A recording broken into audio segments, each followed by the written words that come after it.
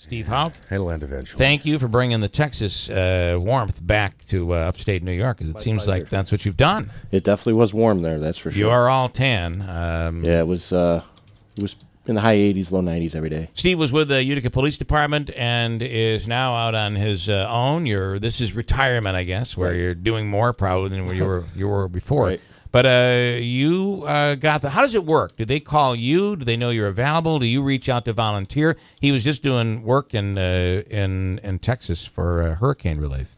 So I'm a member of the New York State Incident Management Team, which Got it. essentially goes into disaster areas both in the state and externally when requested to by a particular state. So in this instance, Texas, which is part of it's called the EMAC system, it's emergency management. So what happens is they make a request of New York State to send a team to help them. And we go down as a full team, and essentially we're sort of one-stop shopping. How many on the team?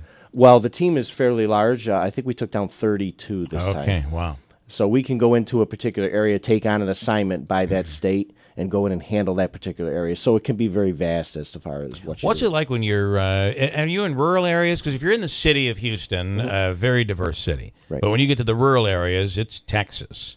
Right. And So we you're from New York. Right. Well, we went to two areas. We went Okay. to just the southern, southeast portion of Houston itself. Okay. We were there for a week. And then the next week, we were in a city called Beaumont, which is to the east, southeast of Houston, which really was pounded. That southeast portion of the state really was pounded the most. Yeah. So we got to see a little bit different. Houston, obviously, all the destroyed homes, and then you go to Beaumont and you see, cattle up to the tops of their legs in water, and same thing with horses. And the second place we went to, they had it was actually the Ford Center.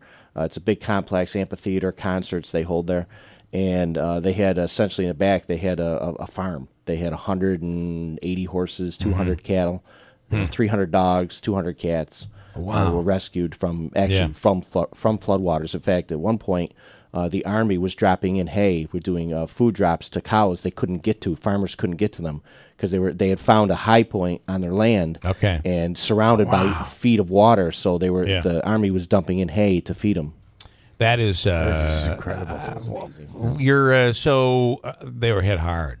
Really, it's amazing because even when I left, so I'm a little bit lost with days. Today is Monday. Today's Tuesday. Tuesday. Okay, so I got back Sunday night, and there's still parts that are still underwater. It's amazing that there's as much water. You got to remember, it's flat land. Right, it's not like here where water Clay. They filters say quickly. flat land that is based a clay base, which doesn't the water just stands there. It's, Right. That's where you get your standing water from. It doesn't go away. Very slow receding. In fact, there's I took some photos there, and there's parts where there's cars completely submerged right over the roof of the car, and so you're talking at least 4 feet of water. Yeah, that's still. Right. There was people in the second floor of their home that were trapped because the water was right up to the second floor of the house. Yeah, we talked when we spoke with Brad Davies, formerly from here, who's down there, said that there were people not less than a mile from his home that went into their attics and they were poking holes through the roofs to get out because the water had come up over the second floor. And it's just terrible. And part of the problem is then your oxygen starts to deplete. In fact, many of the people down there, they'll keep axes or chainsaws in the second floor or in their attic, so that if something does like that happen, they have the ability to chop a hole out. Chop out of there. Right. So what do we know about? So here we get hit with that storm. Then another one comes in and just caused really massive damage to the Keys and additional damage into Florida. Now there's another one coming. There's a storm that's hitting. This is just crazy. All these storms.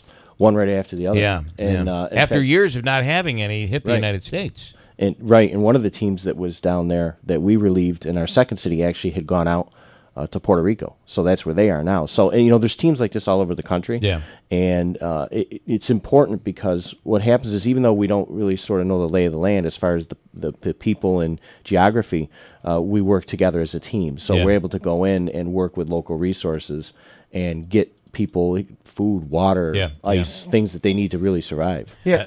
I'm sorry. So I wondered if what you were doing is like a typical Red Cross volunteer where they're running a shelter and feeding people, and that kind of sounds like what you're doing as well, right? Well, you work in conjunction. Like the second location we were at, they had a whole FEMA village set up. So it can house, I think, 500 males, 500 females right on that one location. Wow. And then we were there running that entire operation. So we ran that whole system, which included at one point over 1,000 tractor trailers. And essentially, so the request comes in from particular, they're called pods. So they're these tent areas all over. You see them on TV all over the city. Yep. And it's where people go to get water and food and ice and all those sorts of things. And we run those. So the request comes in for, say, 3 trucks of ice. They come to us, we look at it and get the resources sent to where they need to go. So our role can change depending on what's needed. Now, I wonder, for you to be able to leave and these other 30 guys and women to be able to pick up their lives and take off, is this a volunteer basis? Is there any reimbursement to you? Because while you're not here, you're not working. Right. Well, I'm part of the team, so I'm essentially a contractor with the state. Got it. So Okay. There are people that are permanent state employees that work for there. And what's really interesting is there are people from all walks. There's active police officers, there's active firemen, there's retired police officers, retired firemen, there's DOT members on the team.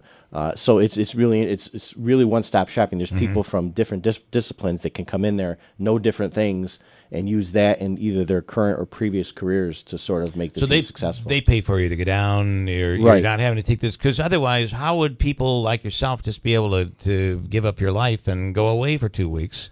I mean, it makes it very, very difficult unless you're being paid. Right, So. and this can't be, by the nature of the work, it can't be a training ground. You can't bring someone in and say, hey, we're going to teach you how to do this. It doesn't work that way. You got to hit the ground knowing what you're doing. You have to know, and then you learn the organization, but you have to know how to do what you're doing to be able to do this. How was, so, I mentioned we all see that salsa commercial. It's like, that salsa's made where? In New York City. How was the fact that you were from New York? How were you received, and how was this team from New York into the deeper part of Texas received? Really amazing, actually, believe it or not. I think most people were just happy to have us there. Yeah. And it was really unique, and there was a couple things that were different about it, is that the county judges are not judges as we know them. They're more like county executives, but the counties are fairly different. The way their political structure is very different down there. So the judges are the boss. If the judge doesn't want it to happen, it doesn't happen. Got it. So it's really unique in the way that they do things. So the first day we were there, they're like, well, you better go talk to the judge. I'm like, what's the judge got to do with this? And the judge is the boss. And I was like, okay, all right, the judge is the boss. And it was just really interesting how they do things a little bit differently. But everybody was really pretty great, I got to say. They were just happy to have us there. And that heat with standing water, that can be a real problem. And what's in that water is the other thing. A lot of high content of E. coli. Yeah. You watch the news every night. A lot of disease. And that's the thing you got to be careful of, because you're in it. It's not like you're sitting in a hotel somewhere. I was sleeping in sleeping bags and spent a few nights in the FEMA tent, and it's austere living at its best. And the other thing I'd like to ask is, how has technology helped here? We're doing drone training right now, and they're doing all this stuff out at the base, and we have new equipment and new technology. Did you see any of that into play? And did drones play a role in the rescue and recovery and all of that?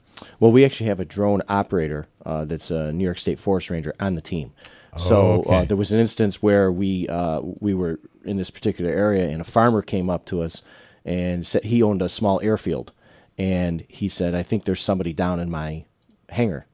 So we looked down the road. You could see a truck, but it was really far, and it was really deep in water. So we put the drone up, and we flew it right over the top and right actually into the mouth of the hangar, and could see. He said, I know that guy. He owns a plane here. So instead of trying to put people at risk and putting them in a place that probably shouldn't be, we were able to use the drone. It took us 5 minutes and resolved the issue. And not that this could be a topic for another day, but the drones are the size they are today. Put a camera on. In another 10 years, these drones are going to be tiny. That guy might never even have known. In 10 years, wouldn't even know that drone came in to check up on him. It's amazing what these things are going to be able to do and what they're currently doing right now. It's rumored that the military has drones that are the size of a fly, that they can, literally a fly, that they can put it anywhere, and they use it for advancement when they're fighting. So they send a fly over the top of a mountain, look and see what's there, and then bring it back and use that to. Sure, it's some top secret program called Fly on the Wall, something like that. Because they're not going to get creative with these titles. No. That's. I think I saw a piece on 60 Minutes. They said the size of a fly, the size of a mosquito. Currently, hummingbirds. You think that's a hummingbird? Oh no, that's a drone. It's all possible. But look how we're able to do good with this technology. Absolutely. Yeah. All right. Awesome, and we appreciate it. You must have seen some amazing things. That pretty amazing. Yeah. How long were you there? About 16 days. Wow. Steve Hauck, just back from Texas as part of the hurricane cleanup. We have enough teams around the country to be able to handle yet another hit, the United States? No. Yeah. No, there's not enough to handle Texas right now. There's different types of teams. So there's teams that do like search and rescue. Yeah. And then there's our team is what they call an all hazards team. So it could be a flood, it could be a snowstorm. They went out in Buffalo there when they had the big snowstorm.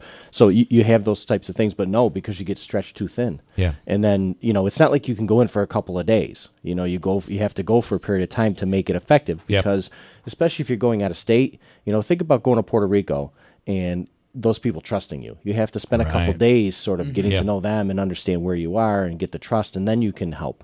So it's there's not enough.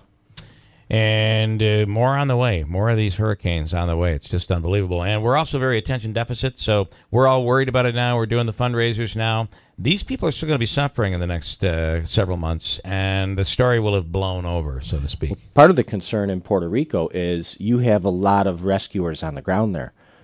But what happens if they get involved in the hurricane? Because they're there. Yeah. So either they've got to make a choice to either flee and fly out and then come back, but they have all their resources there. They airdrop those things. So you have all the equipment that you need. Taking a second hit is just something that we never thought about. Yeah, it almost seems like if Puerto Rico doesn't have the ability for them to hunker down in a very safe place, that they're going to have to leave, wait for the hurricane to hit, and then come back. Wow. Steve Hauck, as always, thanks so much. My pleasure.